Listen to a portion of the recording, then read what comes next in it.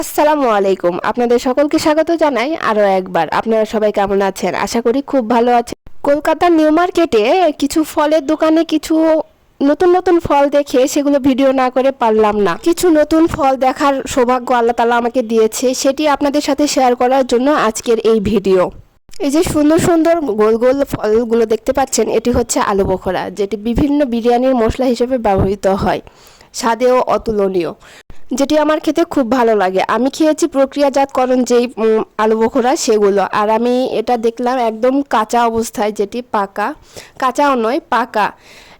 আমি নিয়েছিলাম একটি টেস্ট করার জন্য, বাট আমার মেয়ে নাচুনি বুড়ি ও পলিথিনে করে দিয়েছে, ওটি নিয়ে নাচতে নাচতে কোথায় যে রাস্তার মধ্যে ফেলে দিয়েছে। বাজার থেকে যখন হোটেলে ফেরার পরে বলছি, মামনি আমাকে দাও একটু টেস্ট করে দেখি কেমন, তখন খেয়াল করে দেখি পলিথিন ছিঁড়ে কোথায় জানি ওটা পড়ে গিয়েছে।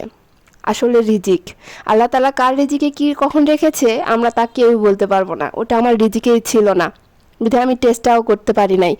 আর আবার যে গিয়ে নিয়ে আসবো সে এনার্জিটুকুও ছিল না। খুব ক্লান্ত ছিলাম, তাই আর যাওয়া হয় নাই। আর তো পরের দিন আমরা বাংলাদেশে চলে আসছি। আর আরও কিছু ফল ছিল, এই যে অ্যাভোকাডো ছিল, কাশ্মীরি আপেল ছিল, ড্রাগন, কিউই, বেদানা, কমলা আর ব্ল্যাকবেরি ছিল, যেগুলো আমি জীবনের প্রথম দেখলাম। এই যে আমও ছিল।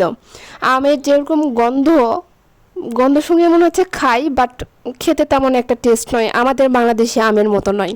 এই যে ব্ল্যাকবেরি, এটা আমি জীবনের প্রথম দেখলাম, তাই একটু ভাবলাম যে আপনাদের সাথেও শেয়ার করি। আমার মতন কে কে এই ফলগুলো আজ প্রথম দেখলেন আর কারা কারা খেয়েছেন তারা অবশ্যই কমেন্ট করে জানাবেন।